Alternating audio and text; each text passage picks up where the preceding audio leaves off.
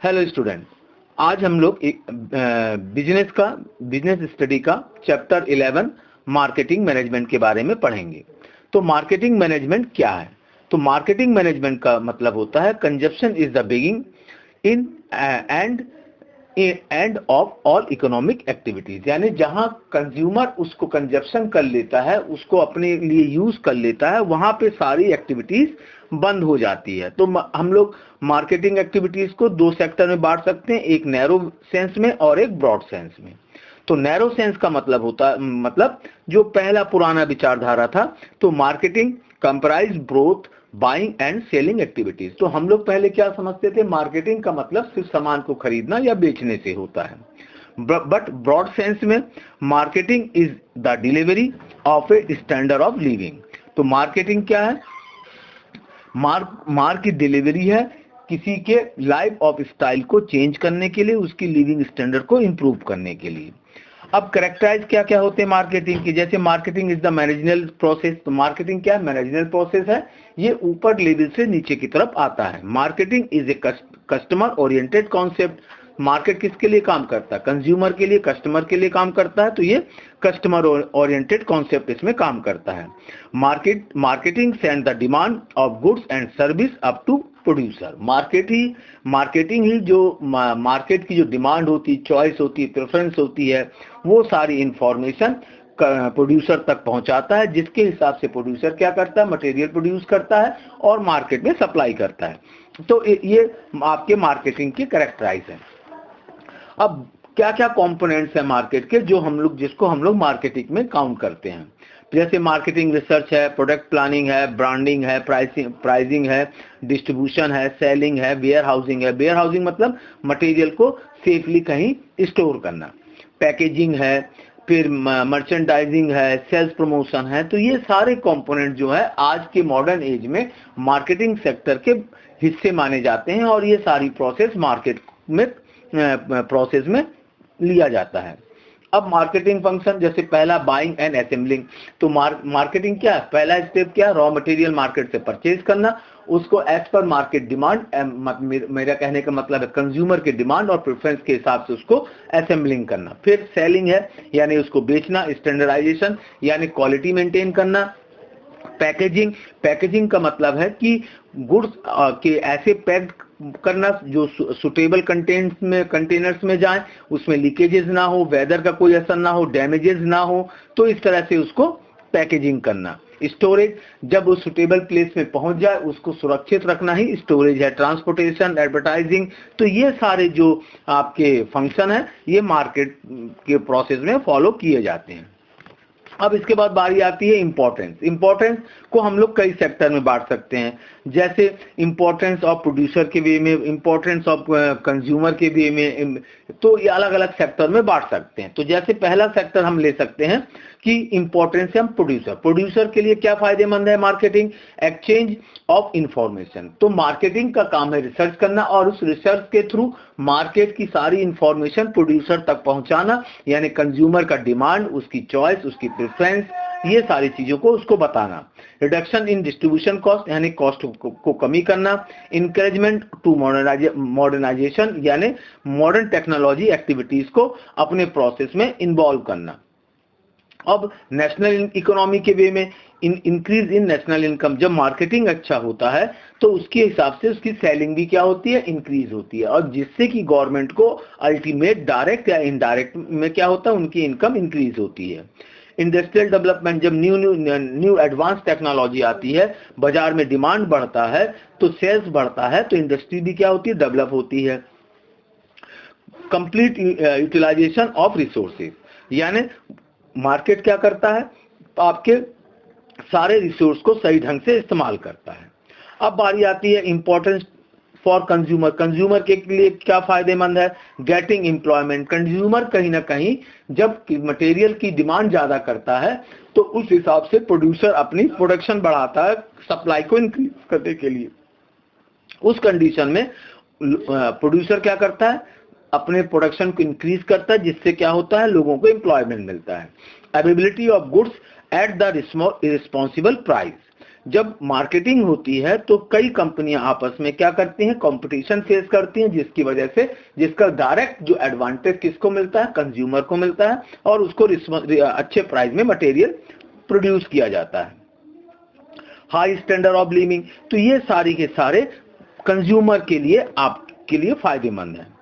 अब बारी आती है मीनिंग ऑफ मार्केटिंग मैनेजमेंट। तो मार्केटिंग मैनेजमेंट की मीनिंग क्या है? Various scholars have defined the marketing management in the following manners. पहला, marketing management is the analysis, planning, execution and control of marketing programmes to achieving the organisational goal. यानी कि marketing management क्या है? Analyse करता है, planning करता है, planning को एग्जीक्यूट करता है एंड कंट्रोल करता है मार्केट को, किस लिए? ऑर्गेनाइजेशन के गोल को अचीव करने के लिए। इसको हम लोग मार्केटिंग के नाम से जानते हैं। Concept of marketing management. तो पहला, ग्रेजुअल डेवलपमेंट। फर्स्ट एज में क्या होता था? पहला जो हमारा जो फर्स्ट एज जिसको हम लोग काउंट करते हैं 15th सेंचुरी में, यहाँ जो ह्यूमन जो था, civilization, agriculture was the main occupation and the total human activity was dependent upon agriculture. तो या इस समय जो था हमारा स्पेशलाइजेशन नहीं था और मार्केटिंग सेक्टर क्या था? लगभग एब्सेंट था उस समय। सेकेंड एज 15 to 17 सेंचुरी, इस समय जो है लोग ऑक्यूपेशन में आने लगे, यानी प्रोफेशन को अडॉप्ट करने लगे, जिससे क्या हुआ? बाजार में डिमांड और प्रोडक्शन बढ़ने लगा, जहां से हम लोग ये कह सकते हैं हम लोग मार्केटिंग को समझने लगे या देखने लगे। Third age 19 to 17 century, due to the production of alternative goods, the competition among producer also began and so advertisement and sell techniques came into existence। यानी इस समय जो है जो प्रोड्यूसर था वो अल्टीमेटेड रिसोर्सेज को मैक्सिमाइज यूज करने लगा, जिसकी वजह से क्या हुआ? एडवर्टाइजमेंट और ये चीजें बाजार में आने लगी, यानी मार्केटिंग अपना पांव पसारने लगा। फोर्थ एज 1900 to 1950, यहाँ पे production is as per the taste and interest of the consumer. Marketing system was fully developed and distribution world was used in place of sales. यानी यहाँ पे आके मार्केटिंग जो प्रोसेस था पूरी तरह डेवलप हो गया था और वर्ल्ड वाइड अपने प्रोडक्शन को, गुड्स या सर्विस को लोग क्या करने लगे? फैलाने लगे। यानी यहाँ पे इंफॉर्मेशन और रिसर्च और अदर जो एक्टिविटीज है मार्केटिंग से रिलेटेड वो फुली यूज होने लगा। Fifth age 1950 to present time तक, this is called modern computerised age in the marketing system. अब ये जो समय था आफ्टर 1950, ये मॉडर्न कंप्यूटराइज्ड एज कहलाता है मार्केटिंग सिस्टम के लिए। After independence there has been a great change in the marketing system of India. और ये जो समय था इंडिया के लिए मार्केटिंग सिस्टम में एक बहुत बड़ा चेंजेस का कारण बना। The development of market takes place at national and international level. और जो हमारा डेवलपमेंट था, मार्केट क्या करने लगा? हम नेशनल और इंटरनेशनल वे में इसको यूज करने लगे। हम लोग टेलीग्राम, टेलीफोन और जो मॉडर्न टेक्नोलॉजी अप्लायंस थे उनको यूटिलाइज करने लगे। तो ये हम इस मार्केटिंग सेक्टर को 5 एज में डिस्ट्रीब्यूट कर सकते हैं। अब मार्केटिंग मैनेजमेंट की फिलोसॉफीज क्या है? तो marketing basically marketing concept relate to the philosophy a business used to identify and fulfill the needs of its consumer, benefiting both the customer and the company। तो market का जो basic philosophy ये है कि business के लिए market को identify करना, कंज्यूमर को चॉइस को रिसर्च करना और दोनों की जरूरत, कंज्यूमर और प्रोड्यूसर की दोनों की जरूरतों को पूरा करना ही मार्केटिंग है। अब concept of the marketing management philosophy, इसको हम लोग 5 हिस्सों में बांट सकते हैं। Production concept, product concept, selling concept, marketing concept and social marketing concept में। प्रोडक्शन कॉन्सेप्ट क्या है? This concept work on an assumption that consumer prefer A product which is inexpensive and widely available. यानी consumer क्या चाहता है, consumer ये चाहता है कि उसको बाजार में वो मटेरियल मिले जो खर्चीला ना हो और आसानी से अवेलेबिलिटी हो उसकी। दिस व्यू पॉइंट ऑफ इन से law which state supply create its own demand, यानी ये किस बेस पे काम करता है कि जो सप्लाई है अपनी डिमांड खुद क्रिएट कर लेता है। फिर प्रोडक्ट कॉन्सेप्ट में जो सेकंड थ्योरी है, this concept works on the assumption that customer prefer products of greater quality and price and availability, यानी ये कॉन्सेप्ट कहता है कि जो कंज्यूमर है, जो कस्टमर है, वो ग्रेट क्वालिटी चाहता है, किसके साथ, प्राइस और अवेलेबिलिटी के साथ। तीसरा जो कॉन्सेप्ट है सेलिंग कॉन्सेप्ट है।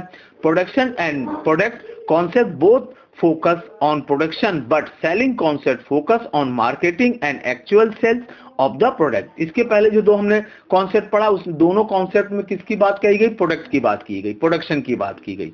मगर जो सेलिंग कॉन्सेप्ट है वो किसके बारे में बात करता है, एक्चुअल सेल के बारे में। Marketing concept, selling concept can not let A company last long in A market, it's a consumer market after all. तो ये कह रहा है कि जो सेलिंग कॉन्सेप्ट है वो कहता है कि कभी भी कोई भी कंपनी हमेशा मार्केट में नहीं बनी रहती। To succeed in the 21st century one has to be produce a product to fulfill the needs of their consumer। और हम लोग क्या करते हैं 21st century में, कोई भी वन प्रोडक्ट आता है जो कंज्यूमर की जरूरत को पूरा करता है। Hence encourage emerge the marketing concept. और ये फोर्थ है जो मार्केटिंग कॉन्सेप्ट है। फिफ्थ है social marketing concept. Adding to the marketing concept this philosophy focus on societies well being as well. और ये जो कॉन्सेप्ट है, फिफ्थ कॉन्सेप्ट है, ये सोसाइटी को लेके सोचता है, उसकी भलाई के लिए सोचता है और उसी वे में बिजनेस को फोकस करता है और कंज्यूमर कस्टमर की नीड्स को पूरा करता है। अब ऑब्जेक्टिव ऑफ क्या कहते हैं, मार्केटिंग मैनेजमेंट। अब इसके ऑब्जेक्टिव क्या है, उद्देश्य क्या है। पहले प्लानिंग एंड मार्केटिंग एक्टिविटीज, जैसे मैंने पहले ही बताया था, इसका पहला काम कहां से शुरू हो जाता है, उसकी प्लानिंग करना, किस तरह से अपने मटेरियल को बनाना है और किस तरह से बेचना है। To reduce the marketing expenses, और मार्केटिंग का जो खर्चा है उसको कम करना। To improve the standard of living, consumer के स्टैंडर्ड ऑफ लिविंग को क्या करना, कॉमन पीपल के इंप्रूव करना, quality wise material, price wise material. To coordinate the marketing activities, marketing activities में जैसे हमने देखा कई कंपोनेंट्स होते हैं, उनके बीच में कोऑर्डिनेशन बनाना, तालमेल बनाना। तो ये इसके क्या है, ऑब्जेक्ट हो गए। अब मार्केट मिक्स की बात करते हैं। मार्केट मिक्स का मतलब क्या होता है, marketing mix is a plan in which strategies of market are made. Marketing mix is the set of policies prepared on the best of decision with regard to different marketing activities. It is the marketing strategy adopted by the enterprises by combining four important elements: marketing, products, place, price and promotion। यानी ये कई तरह के activities को जब हम mix करके कोई काम करते हैं तो उसको मार्केटिंग मिक्स के नाम से जानते हैं। इसमें कौन कौन से फैक्टर आते हैं, एक तो प्रोडक्ट, दूसरा प्लेस, तीसरा प्राइस एंड चौथा यह है प्रमोशन। अब इसके बाद बारी आती है factor of types of marketing mix. सबसे पहले क्या होता है, beginning of marketing activities. Discovery interest of consumer, जब हम एक्टिविटीज शुरू करते हैं तो सबसे पहले ये रिसर्च किया जाता है कंज्यूमर का इंटरेस्ट क्या है। फिर उसके बाद discovery of fashion of consumer, फिर हम क्या करते हैं उसके फैशन के बारे में जानकारी लेते हैं। फिर सोशल लिविंग के लिए फिर प्रोडक्शन होता है, फिर डिस्ट्रीब्यूशन होता है, पैकेजिंग, एडवर्टाइजमेंट। अच्छा, फिर उसके बाद उसका रिसर्च, फिर सेल्स प्रमोशन, सेल्स और कंज्यूमर सेटिस्फैक्शन, जो किसको क्रिएट करता है, आपके प्रॉफिट को। और जब प्रॉफिट क्रिएट हो जाता है यही आपका होता है एंडिंग ऑफ मार्केटिंग एक्टिविटीज। तो इस तरह से हम लोग इसके फैक्टर इसमें काम करते हैं। अब दिया है elements of the marketing mix. जैसे मैंने बताया कि इसमें मार्केटिंग मिक्स में 4 एलिमेंट्स होते हैं, place, price, product and promotion. अब इसमें जैसे बात करेंगे हम लोग effects factor of the marketing mix. पहला वही planning and development of products, pricing, distribution channels, sales promotion, sales force, marketing research. तो ये सारे उसके क्या हो गए, आपके वर्क हो गए, फैक्टर्स हो गए मार्केटिंग मिक्स के। अब दिया है product mix, branding, labelling and packaging product. तो ये अगला जो टॉपिक है, इसमें हम लोग इन सब चीजों के बारे में बात करेंगे। तो जैसे यहाँ पे दिया गया है, सबसे पहले प्रोडक्ट मिक्स। प्रोडक्ट मिक्स का मतलब क्या होता है? Product mix involve the activities relating to the product, service or idea to be offered.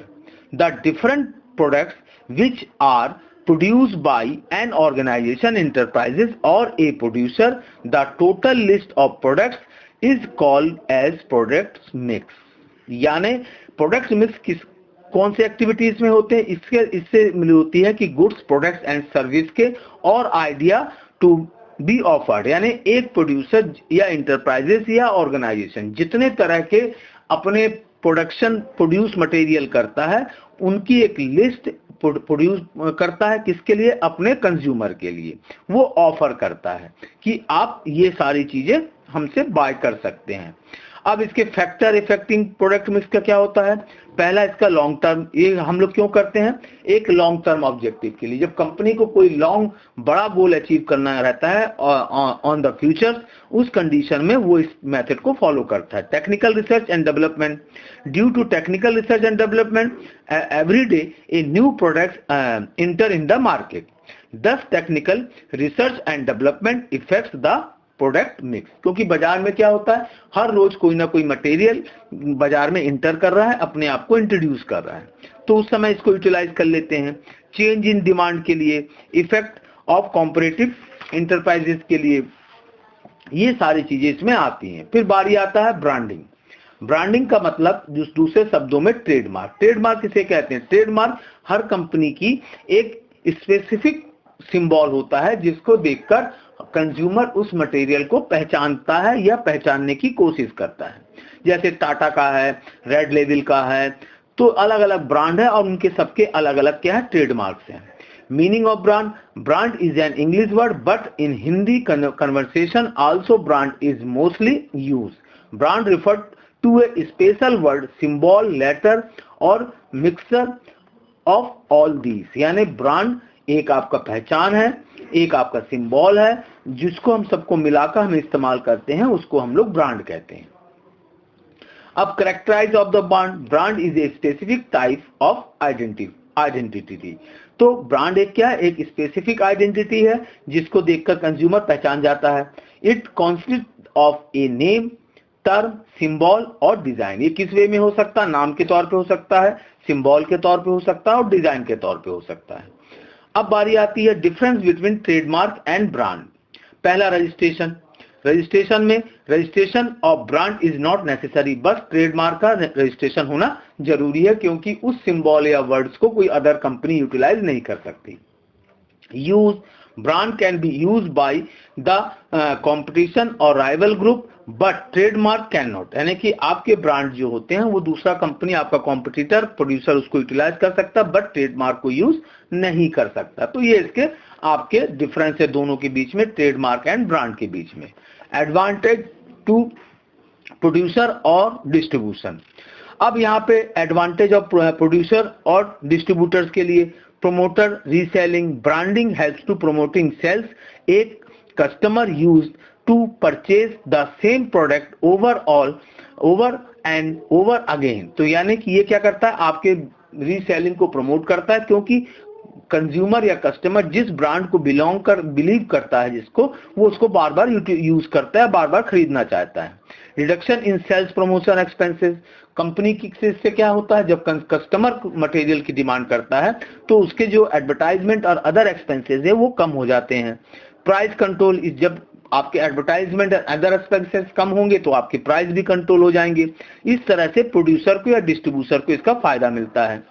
Advantage to middleman को क्या मिलता है? Easier to convincing consumer. Consumer को आसानी से कन्विंस कर सकता है क्योंकि कंज्यूमर काफी हद तक ब्रांड या उसके माध्यम से उस चीज को समझ चुका होता है। मिनिमाइजेशन ऑफ रिस्क, इसके थ्रू क्या होता है, मार्केट में जो प्रोडक्ट्स होते हैं वो इजी वे में सेल हो जाते हैं, जिससे कि मिडिल मैन को इसका रिस्क कम हो जाता है। इंक्रीज इन गुडविल, कंपनी का गुडविल इंक्रीज होता है। And advantage of consumer, high quality product, जब कोई बड़ा ब्रांड का इस्तेमाल होता है तो उसकी क्वालिटी ऑटोमेटिक क्या हो जाती है, सही हो जाती है। Guarantee, generally guarantee is given for branded products, जो ब्रांडेड प्रोडक्ट्स होते हैं जनरली उसकी जो क्वालिटी होती है वो गारंटेड होती है। स्टेबिलिटी इन प्राइस, तो जो ब्रांडेड प्रोडक्ट्स होते हैं उनके जो प्राइस होती है वो कम फ्लैक्चुएट होते हैं, यानी उनके प्राइस क्या होते हैं, स्टेबल होते हैं। अब बारी आती है लेबलिंग की। लेबलिंग का मतलब क्या होता है, the label is an informative tag, wrapper or seal attach to a product or product package. तो लेबलिंग क्या होती है, एक लेबल होता है जिसको रैपर होता है, जिसको कि कंपनी अपने मटेरियल के साथ क्या करती है, चिपका देती है, लगा देती है। इस रैपर में कंपनी उस मटेरियल से रिलेटेड सारी information, price, components, quality, weight, ये सारी इंफॉर्मेशन उसमें इन्वॉल्व करती है इसको। अब टाइप्स ऑफ लेवल, पहला brand level, grade level and descriptive level. तो ये 3 तरह के इसके टाइप्स होते हैं।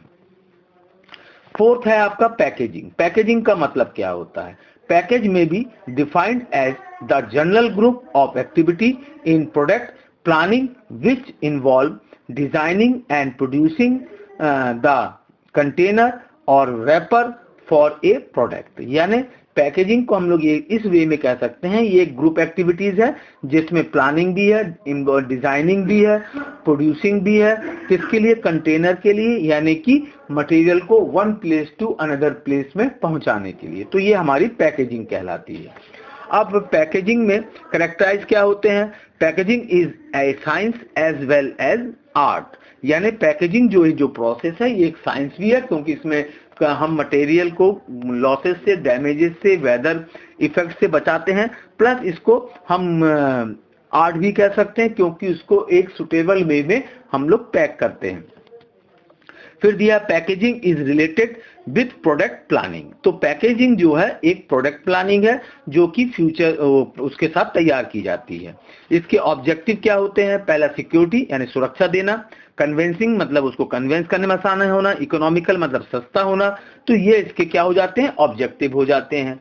एडवांटेज क्या क्या होते हैं इसके, it make branding and advertising possible. इसके थ्रू हम लोग क्या करते हैं, ब्रांडिंग और एडवर्टाइजमेंट करते हैं, इसका फायदा मिलता है। Packaging facility demand creation and opens up new revenue of state.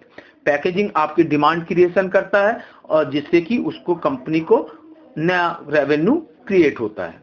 अब इसके बाद बारी आती है प्राइसिंग एंड डिस्ट्रीब्यूशन। प्राइसिंग किसको कहते हैं हम लोग, pricing is a having an important place in marketing management. Price stand for the exchange value of the product. तो किसी भी कमोडिटी या प्रोडक्ट को जो एक्सचेंज वैल्यू होती है उसी को हम लोग किस नाम से जानते हैं, प्राइस के नाम से जानते हैं। तो इसके कौन कौन से इफेक्टिव फैक्टर है, पहला डिमांड ऑफ द प्रोडक्ट, यानी बाजार में जितनी डिमांड होती है उसी के हिसाब से मार्केट में उसकी प्राइस भी डिसाइड की जाती है। कॉस्ट ऑफ प्रोडक्ट, उसकी लागत कितनी है, गवर्नमेंट पॉलिसीज क्या है, अगर टैक्स ज्यादा होगा तो उसकी प्राइस ज्यादा हो जाएगी, टैक्स कम होगा तो उसकी प्राइस कम हो जाएगी, कंपटीशन कितना है बाजार में। तो ये सारे उसको इफेक्टिव एलिमेंट्स हैं जो कि आपके प्राइस को इफेक्टेड करते हैं। अब इसके बाद होती है प्राइसिंग स्ट्रेटेजी। तो ये क्या होता है, पहला हाई प्राइस स्ट्रेटेजी और दूसरा होता है लो प्राइस। तो ये डिपेंड करता है कंपनी के ऑब्जेक्टिव में। कुछ कंपनियां जो है हाई प्रॉफिट अर्निंग पे विश्वास करती हैं तो अपने कमोडिटी के प्राइस को हाई करना चाहती हैं, और कुछ कंपनियां जो होती हैं लो प्राइस में अपने प्रोडक्ट को इंट्रोड्यूस करना चाहती है या कंपटीशन को फेस करना चाहती है। तो उस अपने स्ट्रेटजी के हिसाब से कंपनी अपने कमोडिटी की प्राइस को डिसाइड करती है। अब बारी आती है डिस्ट्रीब्यूशन चैनल। डिस्ट्रीब्यूशन का मतलब क्या होता है, various scholar have defined the channels of distribution in the following way. पहला, any sequence of institution from the producer to the consumer including one or any number of middleman is called channel of distribution. यानी कोई भी institution या producer consumer तक माल पहुंचाने के लिए जितने मिडिलमैनों का बीच में यूटिलाइज करता है उसको हम लोग किस नाम से जानते हैं? डिस्ट्रीब्यूशन चैनल के नाम से जानते हैं। अब टाइप्स ऑफ चैनल, पहला selling through the direct channel. Direct channel मतलब कंपनी सीधे सीधे क्या करती है, किसी मिडिलमैन को इन्वॉल्व ना करके कंज्यूमर तक मटेरियल पहुंचा देती है। फिर दिया चॉइस ऑफ डिस्ट्रीब्यूशन चैनल। तो इसमें जैसे type A, type B, type C, type D, 4 तरह के चैनल यूज करते हैं। तो कंपनी जैसे बाटा है, वो अपने जो मटेरियल है अपने ओन शॉप से सेल करती है, तो इसको हम लोग चैनल ए के नाम से जानते हैं। Channel B, it undertaken by those firm which have efficient sale force to the assume the marketing function of the wholesaler. यानी कंपनी क्या करती है, अपने लिए अपने सेलिंग डिपार्टमेंट को तैयार करती है, उसके पास सफिशिएंट पर्सन्स होते हैं और मार्केटिंग सेक्टर में वो होलसेलर होते हैं और वो क्या करते हैं, डायरेक्ट मार्केट में मटेरियल को सेल करते हैं, जैसे सुपरमार्केट हो गए और अदर सेक्टर हो गए। फिर type C, it is the most traditional one, the distribution channel between manufacturers and the consumer, dominate by the wholesaler, retailer. तो इस तरह का जो पुराना जो मेथड है हमारा, प्रोड्यूसर होलसेलर को देगा, होलसेलर रिटेलर को देगा, रिटेलर जो है कंज्यूमर तक मटेरियल पहुंचाएगा, इसको चैनल टाइप सी के नाम से जानते हैं।